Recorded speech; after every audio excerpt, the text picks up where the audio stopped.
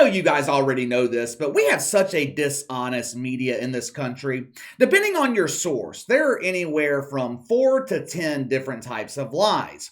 You got white lies. The media refuses to call these seemingly innocent lies white lies. That term's not very inclusive. We prefer to call them multicultural lies. Bold-faced lies, where someone simply makes something up. Lies of fabrication, lie by omission, lies of exaggeration. Our media is guilty of all of them. When they step up to the plate and the pitcher throws a lie ball, the media hits a grand slam every time. One of their favorite plays in the lie playbook is the lie by omission. The mainstream media is notorious for leaving out pertinent information to a story that doesn't fit their narrative. For example, the attack on Paul Pelosi. Now, I don't know much about this story, but when this news first broke last weekend, the media immediately jumped to the conclusion that this attack was politically motivated. Those damn Trumpers did it again! They ferociously attacked our favorite drunk driver.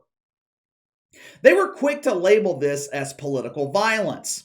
Turns out, the dude was a Castro-supporting nudist, BLM supporter, and a promoter of the butt bongo.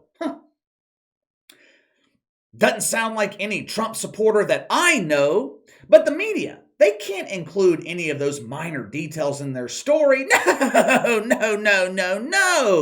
We have midterm elections to win. Facts are completely irrelevant when you're trying to further your narrative. All of us view lies differently. Some people believe white lies are okay. Maybe you're lying to protect someone's feelings. Some believe lies by omission are okay. Some lies get classified as minor and acceptable, while others are major and unacceptable. Now, me personally, the way I look at it, if you're willing to lie to me about something small, something minor, what else are you willing to lie to me about?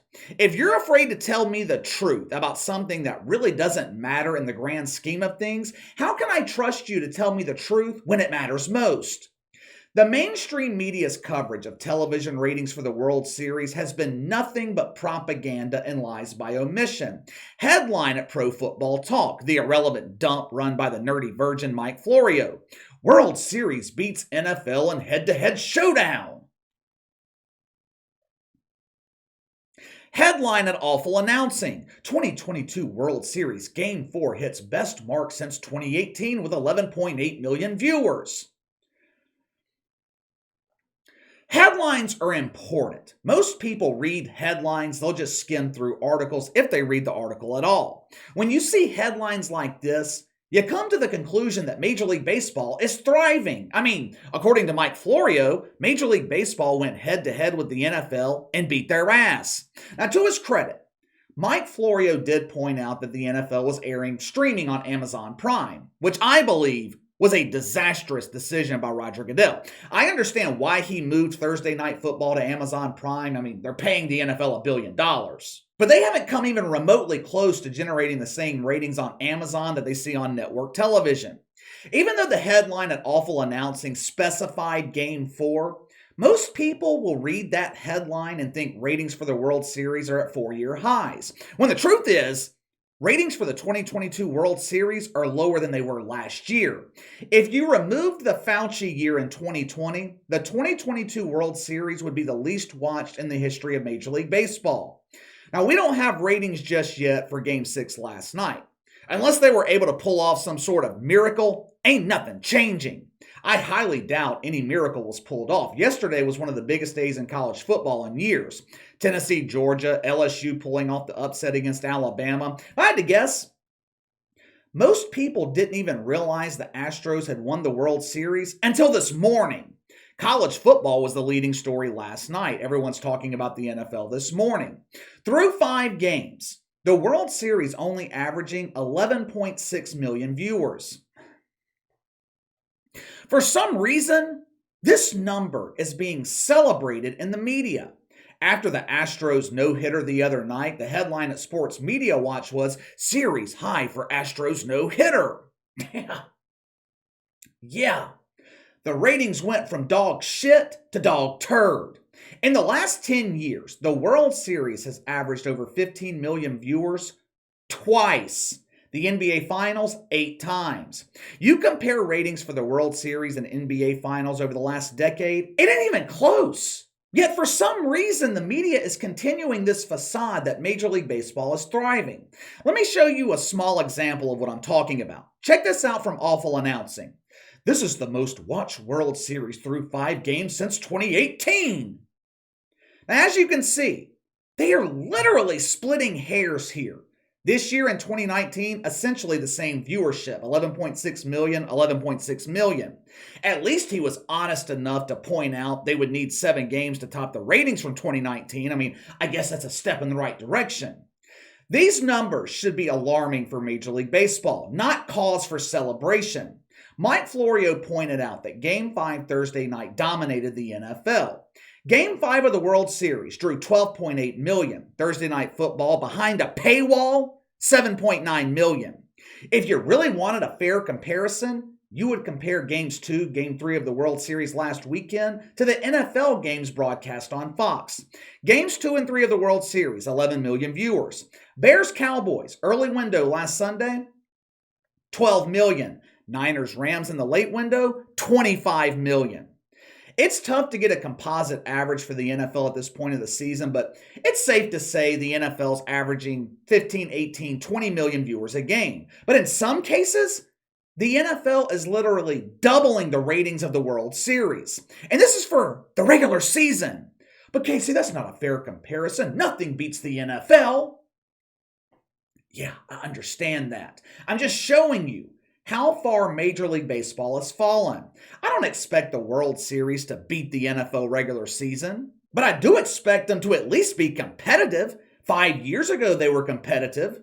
In order to solve a problem, you had to first acknowledge that a problem exists. It doesn't seem Rob Manfred even knows there is a problem in Major League Baseball. Same with the media. Instead of worrying about solving low ratings, they're worried about the lack of American-born black players in the World Series. That's the fucking problem the media's worried about. These people are completely out of touch with reality, out of touch with the rest of us normal people. There is no way to polish this turd. Ratings for the World Series are a disaster.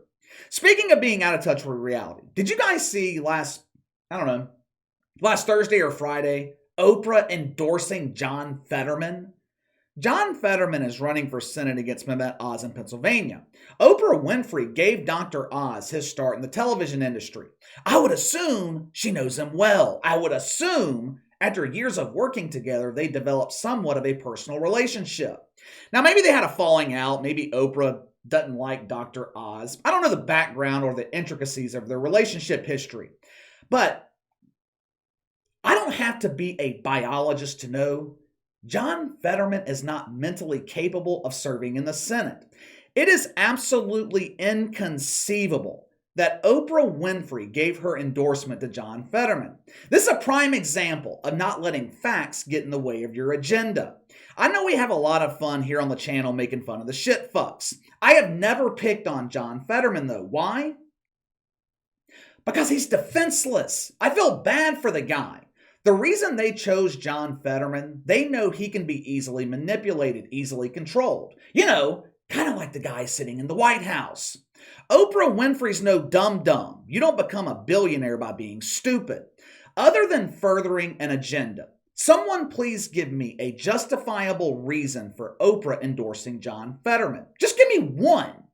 But before you give me your reason, let me show you who you're endorsing. Breitbart put together a compilation of John Fetterman gaffes. All of these gaffes happened during his debate with Dr. Oz. This is how many times this dude mentally fucked up in the span of 2 hours. Watch for yourself.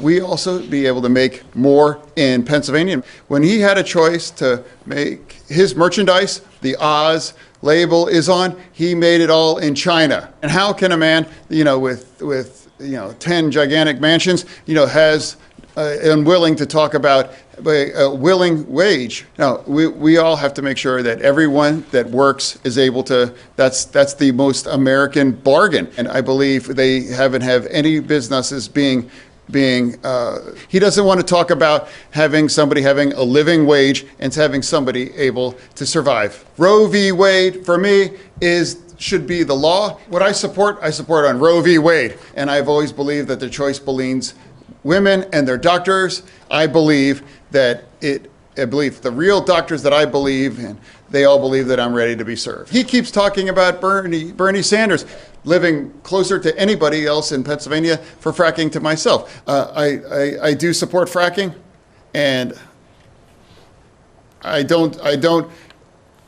support fracking, and I do support fracking. He has never met an oil company that he doesn't swipe right about. For years, John Fetterman has claimed to be against fracking. Hell, it's been one of the platforms of his campaign. Yet on the debate stage, he gets so confused, he doesn't know what the hell he supports. The Senate's the most powerful government body in the country. Most of the decisions that impact our day-to-day lives, those decisions are made in the Senate. And Oprah thinks this guy is qualified for the job? Whose best interest is she looking out for? You and me? Or is she endorsing John Fetterman to further what they call the greater good? Give me your thoughts. In terms of ratings, I don't see any way to describe the 2022 World Series other than disappointing. Maybe you see it differently. Maybe you see a positive coming out of the World Series that I'm not seeing. Let me know. Let me know if you do. Also, give me your thoughts on Oprah endorsing John Fetterman. Sound off in the comments below. Make sure to like and subscribe. Click the notification bell to receive all notifications from the channel. Best way to contact me is by email at btlkc84@gmail.com, KC_BTL84 on Twitter. I'll see you guys tomorrow.